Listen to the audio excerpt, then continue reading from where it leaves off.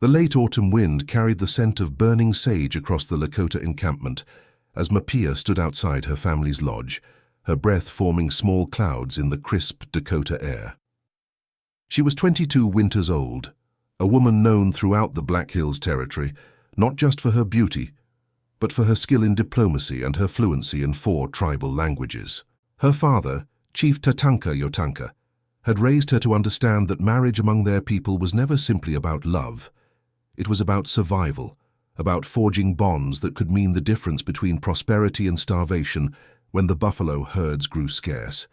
The year was 1780, and tensions between the Lakota and the neighboring Cheyenne had reached a dangerous peak. A disputed hunting ground near the Powder River had led to 3 skirmishes in as many months, with young warriors from both sides eager to prove their courage. The elders knew that if the conflict continued, both nations would be weakened, vulnerable to the expanding Crow territory to the west and the increasingly aggressive fur traders pushing from the east. Mapia had heard whispers of a solution, but she hadn't believed them until her father called her into his lodge that morning. The interior was warm, filled with the earthy smell of buffalo hide and sweet grass. Her mother, Winona, sat beside the fire, her weathered hands working on a pair of winter moccasins, but her eyes revealed concern. Her father's face was grave as he gestured for her to sit. "The Cheyenne chief, White Thunder, has sent messengers," Tatanka began, his voice carrying the weight of difficult decisions.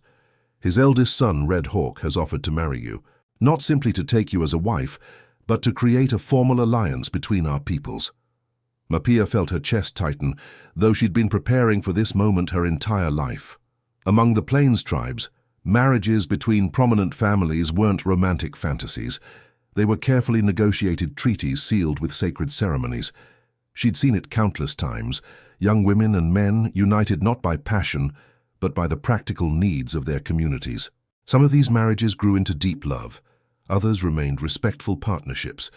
A few became bitter arrangements that both parties endured for the sake of their people. "What do you know of Red Hawk?" she asked, keeping her voice steady.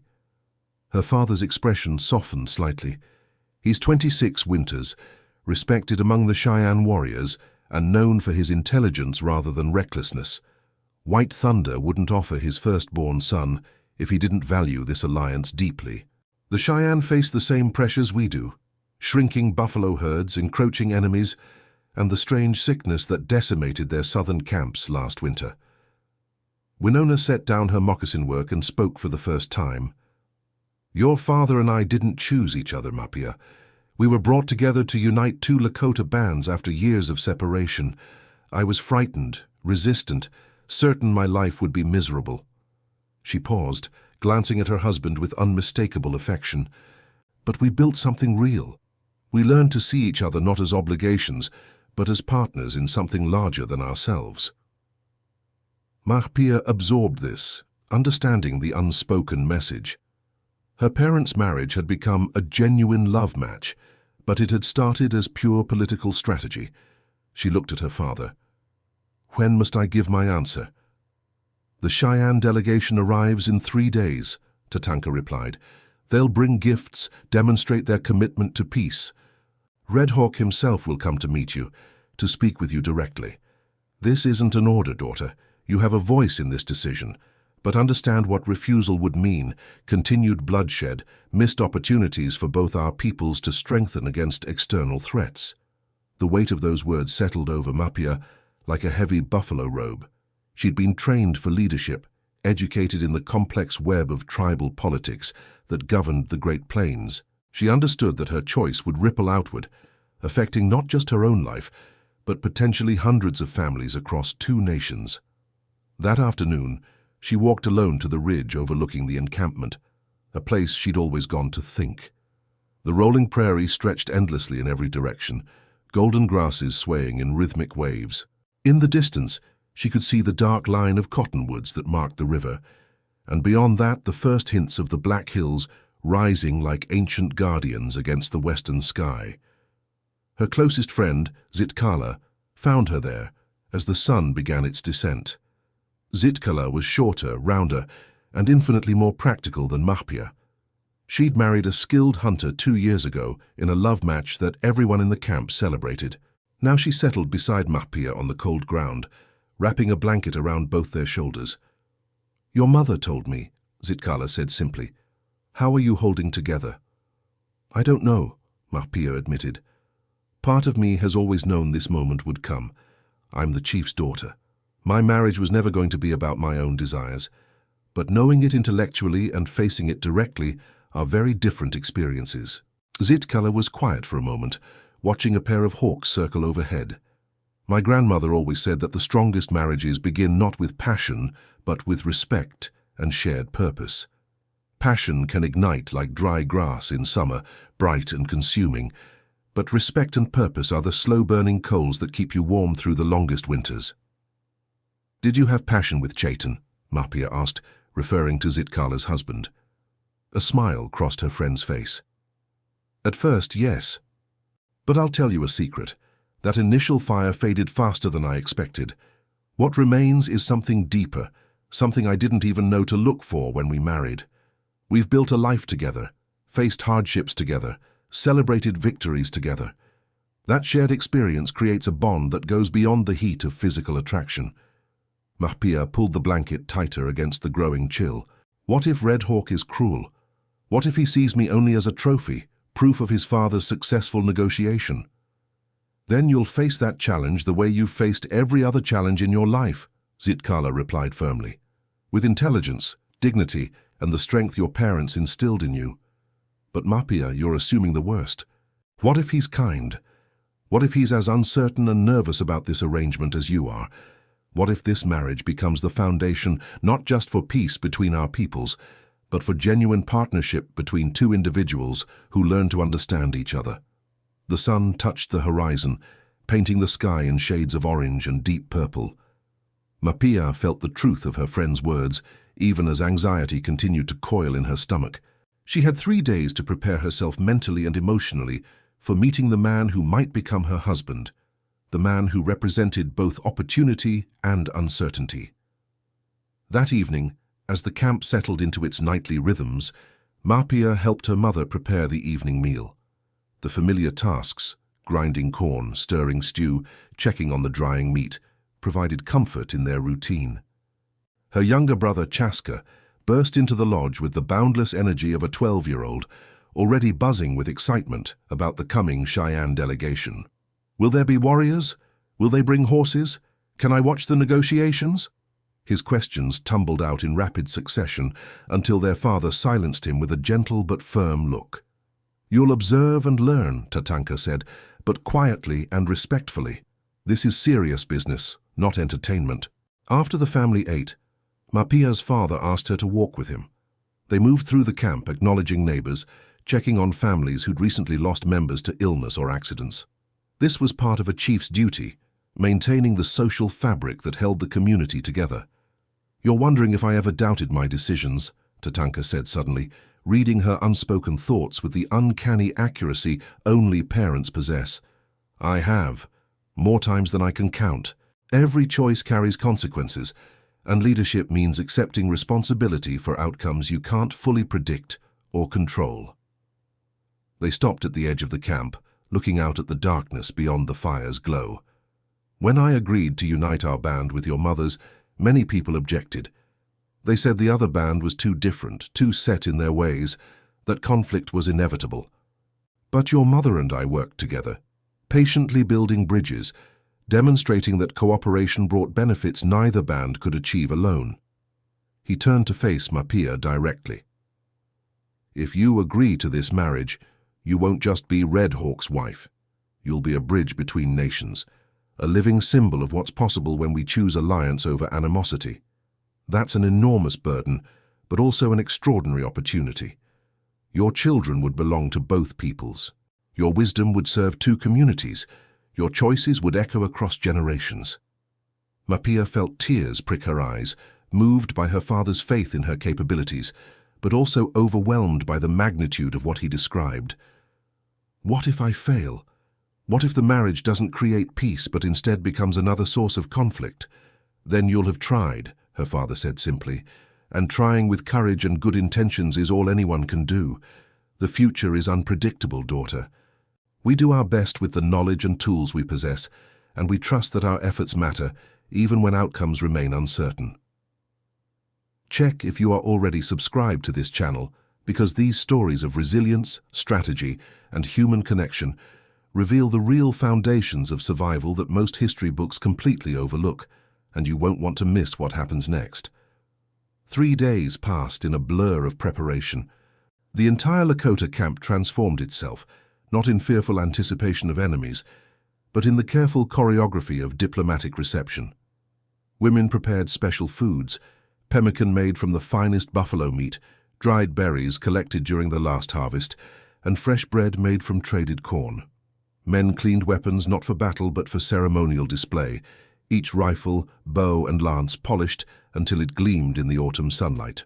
Mapia spent those days in a strange state of suspended awareness, simultaneously hyper-focused on every detail of the coming meeting, and oddly detached, as if observing someone else's life from a distance. Her mother and aunts worked on her clothing, preparing a dress of the softest elk hide, decorated with intricate beadwork and dyed porcupine quills that had taken years to collect and prepare. It was beautiful, a testament to her family's status and the importance they placed on this alliance. On the morning of the Cheyenne delegation's arrival, Mapia woke before dawn, unable to sleep any longer. She left her family's lodge quietly, walking to the river as the first hints of light touched the eastern horizon. The water was achingly cold, but she washed anyway, a ritual cleansing her grandmother had taught her years ago when facing significant life transitions. The Cheyenne party arrived as the sun reached its zenith, announced by scouts who'd been watching the approaches since first light. Mapia, dressed in her ceremonial clothing, stood beside her father at the camp's entrance, her heart hammering so loudly she was certain everyone could hear it. She kept her face carefully neutral, the mask of diplomatic composure she'd been trained to wear since childhood. The Cheyenne delegation numbered about 20, warriors, elders, and women, all mounted on horses that looked well-fed and strong.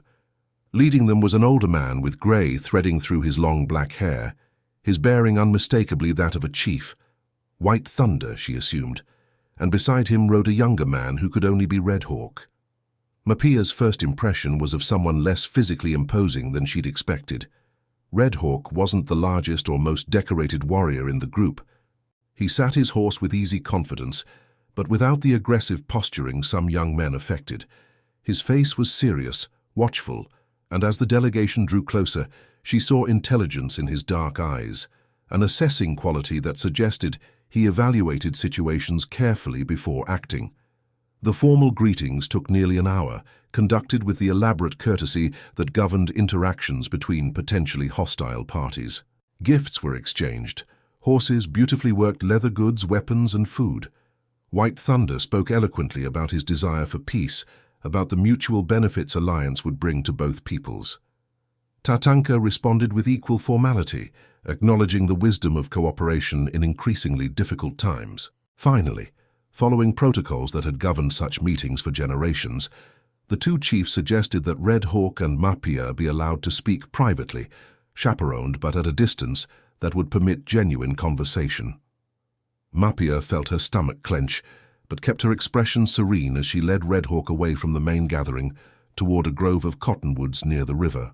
Her aunt Wachiwi followed at a respectful distance, close enough to preserve propriety, but far enough to allow privacy. For several long moments, neither spoke. They walked side by side, the sound of the river filling the silence between them. Finally, Red Hawk stopped, turning to face her directly. "I imagine you're as uncertain about this situation as I am," he said, his voice lower and warmer than she'd anticipated. His Lakota was heavily accented but comprehensible. "I want you to know I didn't pursue this arrangement out of ambition or pride. My father approached me about it, explained the strategic advantages, and asked if I'd be willing. I agreed, because I believe peace benefits both our peoples, but also because I was curious about the woman whose reputation for intelligence and diplomatic skill has spread even to Cheyenne territory." Mapia felt some of her tension ease slightly. His honesty was unexpected, refreshing after days of imagining various scenarios, most of them involving an arrogant warrior who viewed her as a possession to be acquired. "I appreciate your directness," she replied. "I've been preparing myself to meet someone who saw this marriage purely as a political transaction." "It is a political transaction," Red Hawk said bluntly, but without cruelty. "We'd be fools to pretend otherwise. Our marriage, if it happens, will be a carefully negotiated alliance sealed with ceremony, and witnessed by both our peoples. But that doesn't mean it can't also be something more. Something built on mutual respect, and perhaps, eventually, genuine affection." They resumed walking, and Red Hawk began to speak more freely. He told her about growing up as a chief's son, about the pressures and expectations that came with that position, about watching his father navigate the complex politics of Cheyenne leadership. He spoke about his younger sister, who died during the illness outbreak Mapia's father had mentioned, and the grief that had reshaped his family's dynamics. "My father became more cautious after Pale Dove's death," Red Hawk said quietly. "More aware of how fragile our position truly is. The world is changing around us. Diseases we can't cure, enemies we can't intimidate, resources growing scarcer each season." He realized that old patterns of constant raiding and territorial disputes will eventually destroy us all. This marriage proposal isn't weakness, it's wisdom. Mapia found herself responding to his openness with her own. She described the weight of being the chief's daughter, the education she'd received in languages and diplomacy, the loneliness that sometimes came with being set apart for a special purpose. She talked about Zitkala and the friendship that had sustained her through difficult times, about her younger brother's innocent enthusiasm, about her mother's quiet strength. "I've always known my marriage wouldn't be my own choice," she admitted. "Among our people, marriages serve the community's needs, but I confess I'd hoped for more time, more opportunity to know the person I'd be binding my life to." "We have time now," Red Hawk pointed out. "Not much, but some. My father and yours have agreed to a month-long period before any final commitments are made. I'll stay here in your camp, living among the Lakota so you can observe me, question me, decide if you can imagine building a life together. You're not being forced into immediate acceptance." This information surprised and relieved Mapia. She hadn't known about the month-long evaluation period. It suggested both chiefs understood the human dimension of what they were proposing, that they wanted to create conditions for potential success rather than simply imposing their will on their children. They talked until the sun began its descent, covering topics that ranged from practical concerns about where they would live, spending time in both camps, maintaining connections with both peoples, to more abstract discussions about leadership philosophy, spiritual beliefs, and personal values. Mapia discovered that Red Hawk had a subtle sense of humor, often expressing itself in dry observations about human nature. He discovered that she possessed not just intelligence, but genuine curiosity, a desire to understand different perspectives rather than simply assert her own. As they walked back toward the camp, Mapia felt something shift inside her. Not love, certainly not yet, but perhaps the beginning of respect, the recognition that this man wasn't an enemy or a burden, but potentially a partner. The fear that had dominated her thoughts for the past 3 days hadn't disappeared, but it had been joined by something new: cautious hope. That evening, both camps gathered for a feast. The Cheyenne delegation had brought elk meat, and the Lakota provided buffalo along with corn, squash, and berries. And fires blazed high, and after the meal, stories were shared. Not the formal diplomatic speeches of earlier, but genuine narratives about hunts, battles, funny mishaps, and memorable characters from each tribe's history. Mapia watched Red Hawk throughout the evening. He sat with the Cheyenne warriors, but didn't dominate conversations. He listened more than he spoke, laughed easily at others' jokes, and showed deference to the elders. When Lakota children, emboldened by the festive atmosphere, approached the Cheyenne visitors with shy curiosity, Red Hawk was patient and kind, answering their questions without condescension. Late in the evening, an elderly Cheyenne woman named Crooked Nose approached Mapia. She was White Thunder's aunt, a respected medicine woman whose presence in the delegation indicated the importance the Cheyenne placed on this potential alliance. "So you're evaluating my great-nephew," she said without preamble. her Lakota surprisingly fluent. "Wondering if he's worthy of your trust and your life?" Mapia inclined her head, neither confirming nor denying. Crooked Nose smiled, her weathered face crinkling. "Good. You should evaluate carefully. Marriage is not a single choice. It's 1,000 choices made daily, sometimes hourly, to honor commitments even when circumstances make that difficult. But I'll tell you what I know of Red Hawk. He's not the most aggressive warrior, not the most ambitious man, but he's steady. When he gives his word, he keeps it. When he takes on a responsibility, he sees it through. Those qualities matter more than flash and boldness when you're building something meant to last." The old woman paused, looking across the fire at her great-nephew. "He's also lonely, though he'd never admit it. His sister's death affected him deeply. He withdrew into himself, became more serious, more focused on duty than joy. Maybe you can help him find balance again. Maybe he can help you with burdens you carry alone.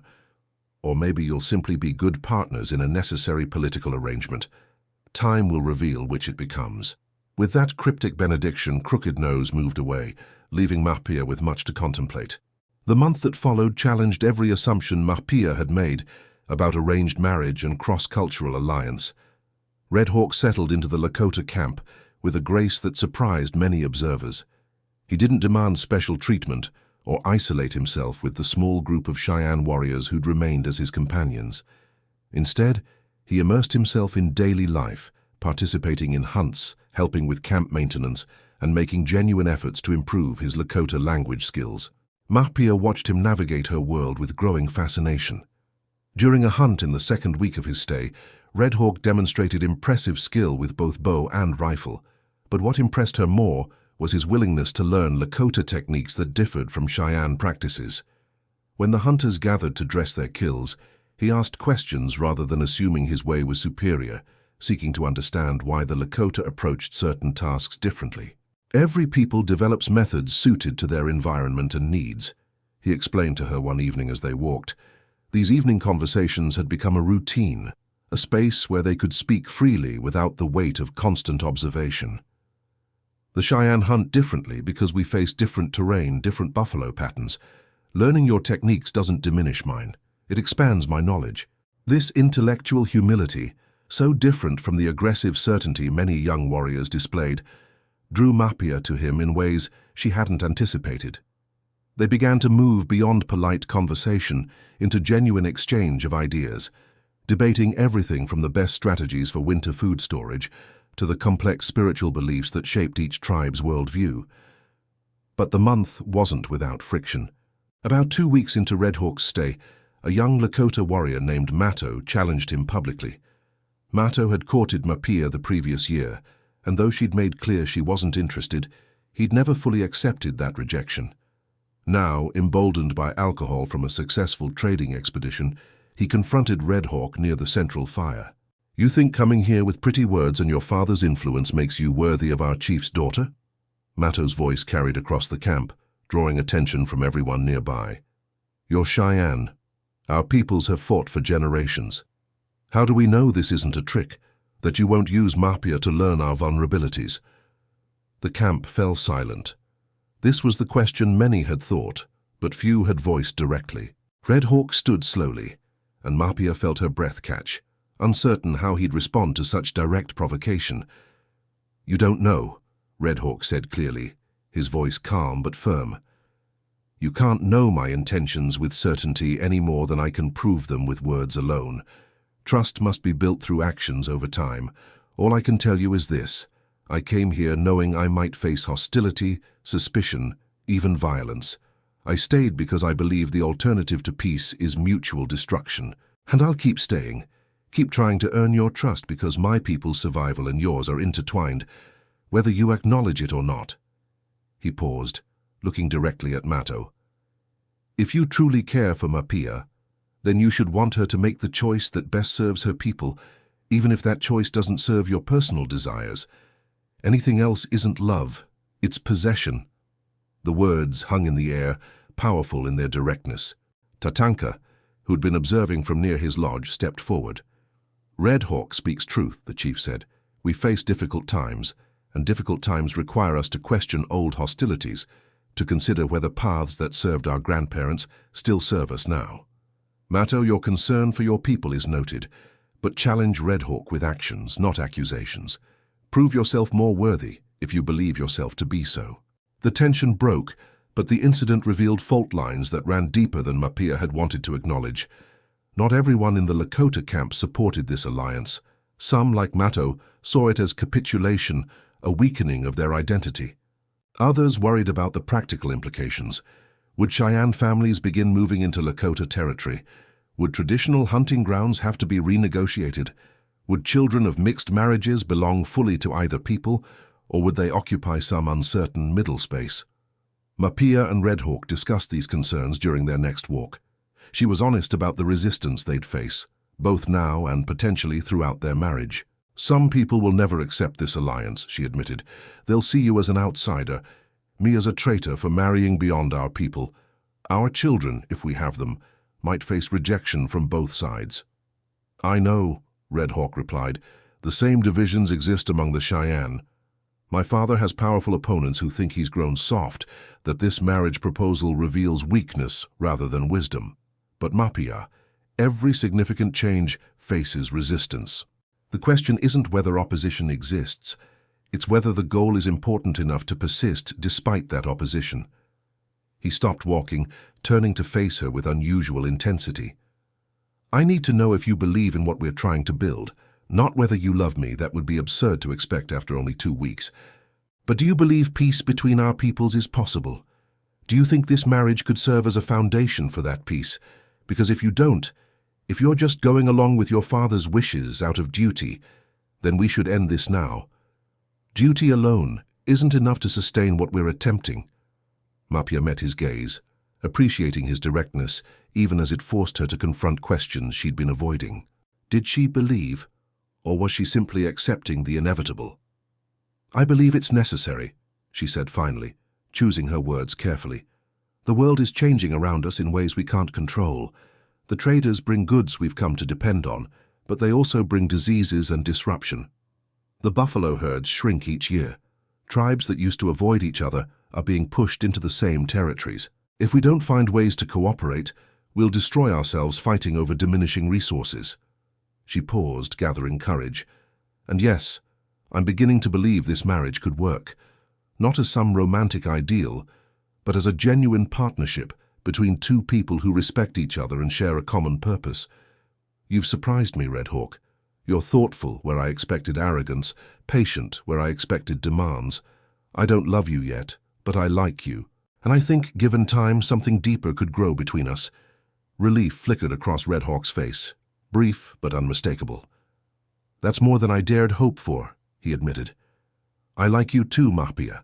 More than I expected to. You're challenging in the best way. You don't accept easy answers or comfortable assumptions. You make me think harder, question more deeply.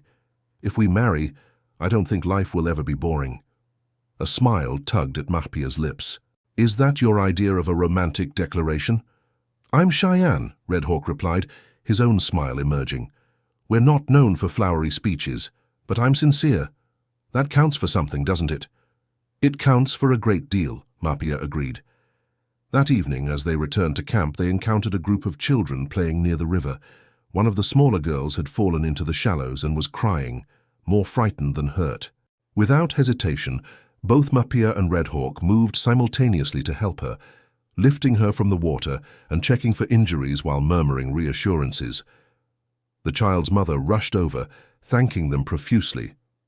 As they handed the girl back to her family, Mapia and Redhawk's eyes met, and something unspoken passed between them, a recognition of shared instincts, compatible values, the possibility of being good partners, not just politically, but practically. Later, Zitkala cornered Mapia in her family's lodge. Tell me everything, she demanded. The whole camp is watching you two, analyzing every interaction. So what's really happening? Mapia considered the question seriously. I think, she said slowly, I think I might be falling for him.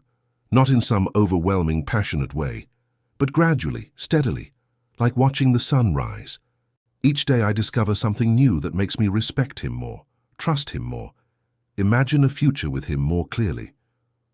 At this most emotional moment in Mapia's journey, when she's finally admitting to herself that this arranged marriage might become something real, pause and think, if this story is resonating with you, if you're invested in seeing how political necessity can transform into genuine connection, leave a comment saying, "Love grows from respect." Let me know you're here, experiencing this journey with Mapia and Red Hawk. The month passed more quickly than Mapia had thought possible. As the designated time for decision approached, both she and Red Hawk had reached quiet certainty.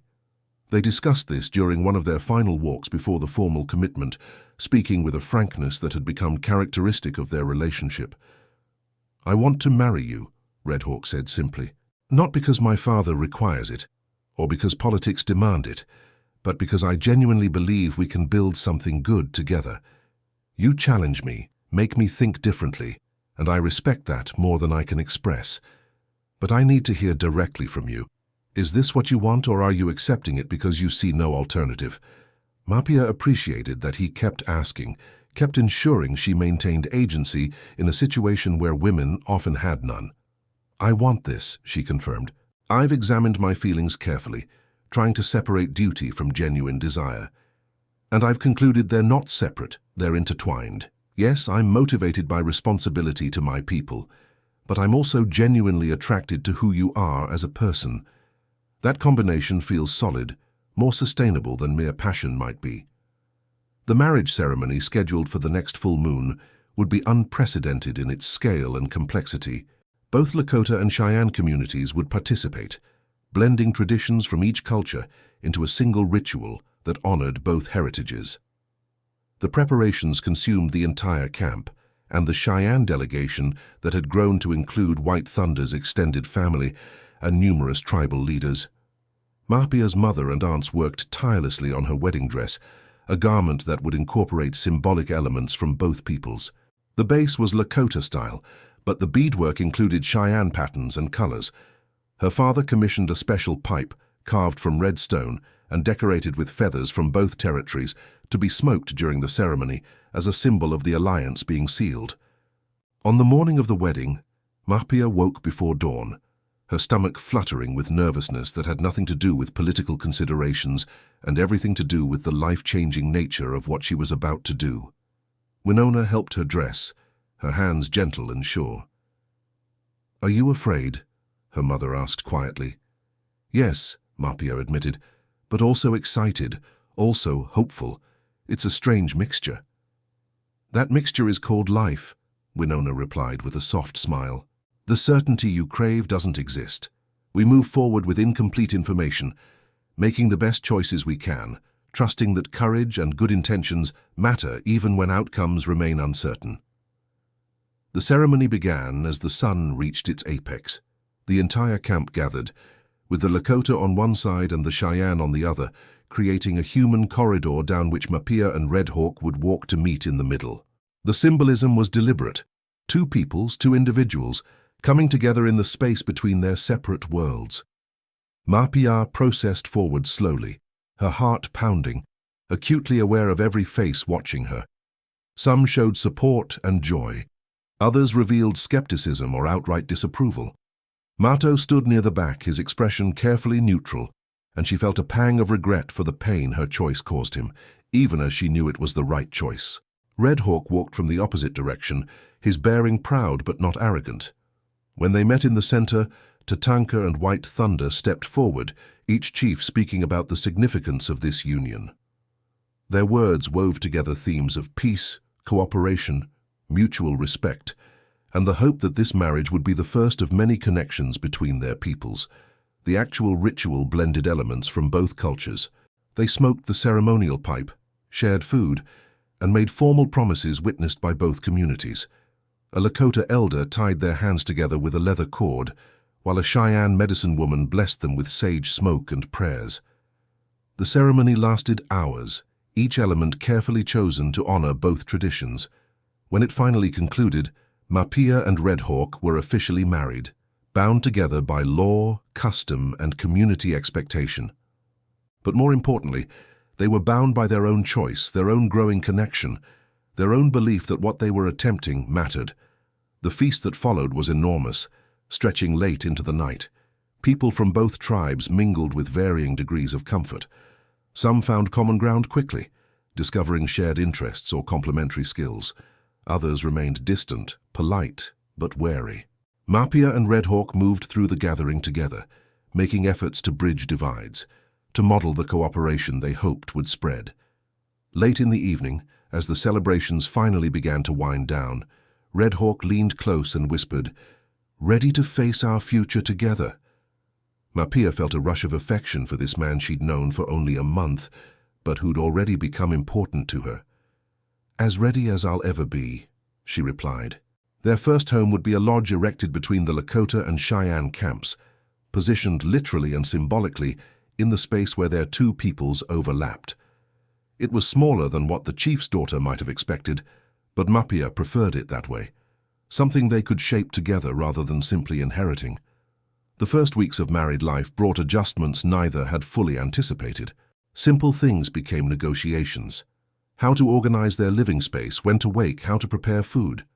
Redhawk had habits formed over 26 years of Cheyenne life. Mapia had her own deeply ingrained Lakota patterns. Learning to accommodate each other required patience, humor, and willingness to compromise, but there were also unexpected joys. Redhawk turned out to be an excellent storyteller, entertaining Mapia with tales from his childhood and Cheyenne folklore she'd never heard. Mapia discovered that physical intimacy, which she'd approached with some anxiety, could be genuinely pleasurable when approached with mutual respect and patience. They laughed together more than she'd expected, finding humor in their cultural misunderstandings and the absurdity of trying to blend two different worlds in one small lodge. About 2 months into their marriage, Mapia realized she was pregnant. The discovery brought joy, but also apprehension. A child would make their union permanent in ways even the ceremony hadn't, creating a living bridge between Lakota and Cheyenne that would outlast them both. It would also raise all those questions about belonging and identity that they'd discussed but not resolved. She told Redhawk one evening as they sat by their fire. His reaction was immediate, pulling her close, his voice thick with emotion. "A child," he breathed. "Our child. Lakota and Cheyenne. The future we're trying to build." But then his expression grew serious.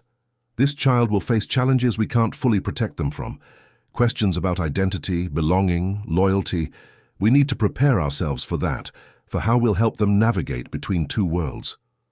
Or we'll raise them to see those two worlds as one," Mapia suggested, "to understand that being both Lakota and Cheyenne isn't a division but a wholeness most people never achieve." They spent long hours discussing how they'd approach parenting, what values they'd emphasize, how they'd honor both cultural traditions while creating something new. These conversations deepened their partnership, forcing them to articulate beliefs they'd never had to explain before. Chapter 5. Testing the Alliance.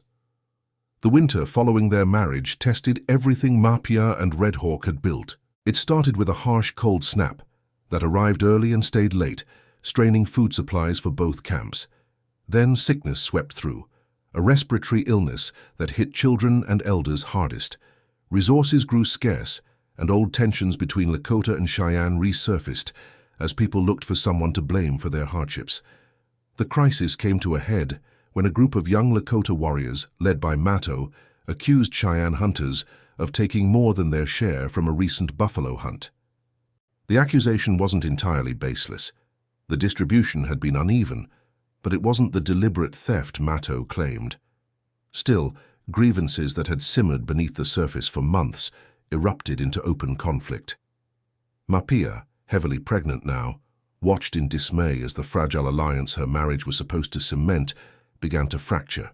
She and Redhawk found themselves constantly mediating disputes, defending each other's peoples, trying to prevent violence, while also acknowledging legitimate concerns on both sides. "This is harder than I imagined," Redhawk admitted one night, exhaustion evident in every line of his face. "I thought our marriage would be the difficult part, that once we'd committed to each other, the larger political situation would sort itself out. But every day brings new crises, new accusations, new reasons for people to retreat into old hostilities." Mapia felt the weight of his discouragement, sharing it fully. Maybe we were naive, she said quietly. Maybe we thought good intentions and symbolic gestures would be enough to overcome generations of mistrust. So what do we do? Red Hawk asked. Give up? Acknowledge we failed? No, Mapia said firmly, her hand moving instinctively to her swollen belly. We keep trying. Because the alternative, returning to constant raiding and conflict, is worse. Our child deserves to grow up in a world where Lakota and Cheyenne can coexist peacefully. We have to believe that's possible, even when evidence suggests otherwise. They developed a strategy of consistent, patient engagement. When conflicts arose, they didn't take sides based on tribal affiliation. Instead, they evaluated each situation on its merits, supported just resolutions even when those resolutions went against their own peoples, and modeled the kind of fairness they wanted to see institutionalized. It was slow, frustrating work. For every small success, a dispute resolved peacefully, a joint hunting party that returned without incident, children from both camps playing together. There seemed to be 2 setbacks.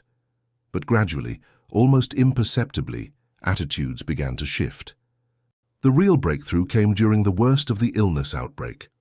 A Cheyenne medicine woman and a Lakota healer started working together, sharing knowledge about treatments and nursing techniques. Initially, both were criticized by their own peoples for collaborating with the enemy.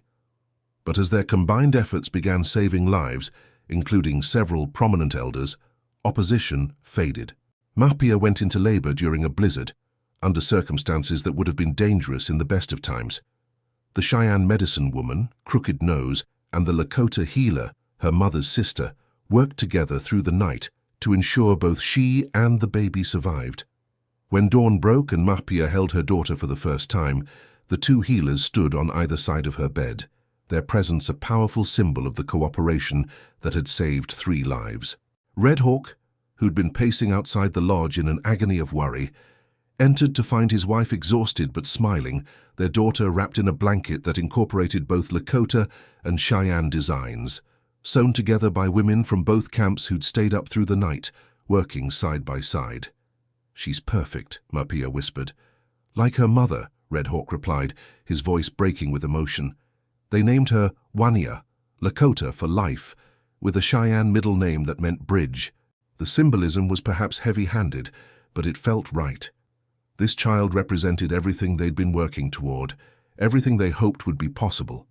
The birth seemed to mark a turning point. People from both camps came to visit, bringing gifts, offering congratulations.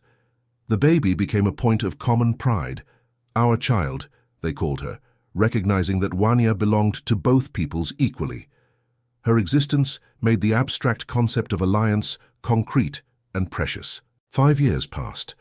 Wania grew into a bright, energetic child who spoke both Lakota and Cheyenne fluently, who moved easily between both camps, who knew stories and songs from both cultures. She was living proof that the division between peoples was artificial. That identity could be multiple without being fractured. The alliance between Lakota and Cheyenne had evolved from a fragile political arrangement into something more organic and durable. Joint hunting parties had become routine. Intermarriage, once shocking, had become common enough that several other young couples had followed Mapia and Red Hawk's example. Trade networks expanded, sharing resources and knowledge in ways that benefited both communities, but challenges remained. The external pressures that had motivated the original alliance intensified. European traders pushed deeper into the plains, bringing goods that made life easier, but also creating dependence. Diseases continued to arrive in waves. Buffalo herds declined despite careful management. The world the children were growing up in looked very different from the one their grandparents had known. Mapia and Red Hawk, now recognized as leaders in their own right, not just as the chief's children, but as architects of the new order, worked tirelessly to prepare their peoples for changes they couldn't prevent, but might be able to navigate successfully through cooperation. One evening, as they watched Wania play with a mixed group of Lakota and Cheyenne children, Red Hawk spoke thoughtfully. "Do you remember when you told me you didn't love me yet, but you thought you might learn to?" Mapia smiled. "I remember everything about those early conversations. You were so serious, so determined to make sure I had real choice." "Well," Red Hawk continued, "I love you now, Completely. Not because I'm supposed to, or because our marriage serves political purposes, but because you're the most remarkable person I know. You're strong without being harsh, compassionate without being weak, wise without being arrogant. Our partnership is the best thing that ever happened to me. Mahpia felt tears prick her eyes. I love you too. I'm not sure when it happened. It wasn't a single moment, but a gradual accumulation of shared experiences, challenges overcome together, laughter and tears and thousands of small kindnesses. But yes, I love you deeply. Wania ran over, interrupting with the boundless enthusiasm of a 5-year-old. Mother, father, watch what I can do! She proceeded to demonstrate a complicated game she and her friends had invented, something that combined Lakota and Cheyenne elements into something entirely new. As they watched their daughter, Mahpia and Redhawk held hands, understanding that their arranged marriage, this political alliance that had begun with such uncertainty, had become the foundation not just for peace between their peoples, but for a new generation that wouldn't see the divisions their parents had worked so hard to overcome. The story of their marriage would be told for generations, not as a romantic fairy tale, but as an example of how courage, patience, and commitment to something larger than personal desire could transform individuals and communities. They demonstrated that love could grow from respect, that arranged marriages could become genuine partnerships, that political necessity could evolve into emotional truth. As the sun set over the plains, painting the sky in shades of orange and purple, Mahpia reflected on the journey that had brought them to this moment. She'd been so frightened that day when her father first told her about Redhawk's proposal. She'd imagined the worst, prepared herself for a life of duty without joy. Instead, she'd found a partner who challenged and supported her in equal measure, a man whose quiet strength complemented her own abilities, a father who loved their daughter with fierce tenderness. She'd found a purpose that went beyond her own happiness, helping to build bridges between peoples, creating possibilities for future generations. The path hadn't been easy. There had been setbacks, conflicts, moments when failure seemed inevitable. But they'd persisted, trusting that the effort mattered even when outcomes remained uncertain. And now, watching their daughter play in the fading light, surrounded by children who saw no contradiction in being both Lakota and Cheyenne, Mahpia felt deep satisfaction. They hadn't created a perfect world. Challenges and hardships remained. But they'd proven that cooperation was possible, that old hostilities could be overcome, that arranged marriages based on political necessity could transform into genuine love. Was it worth it? Redhawk asked softly, as if reading her thoughts. Every difficulty, every challenge, every moment of doubt, Mahpia replied firmly. Absolutely worth it. If you watch this far, it's because Mahpia and Redhawk's story resonated with you, because you recognize that the strongest bonds are often those built not on initial passion, but on respect, shared purpose, and the courage to bridge divides. Leave a comment saying, I watched this far, so I can get to know you and know who really appreciates stories about how love grows from the most unexpected beginnings. If this story moved you, if you found yourself invested in an alliance that became something far more profound, hit that like button. Share this with someone who believes that real love isn't just about romantic beginnings. It's about choosing each other every day, even when circumstances make that choice difficult. Because Mahpia and Redhawk's legacy isn't just about two peoples coming together. It's about what becomes possible when we're willing to see beyond our differences and build something greater than ourselves.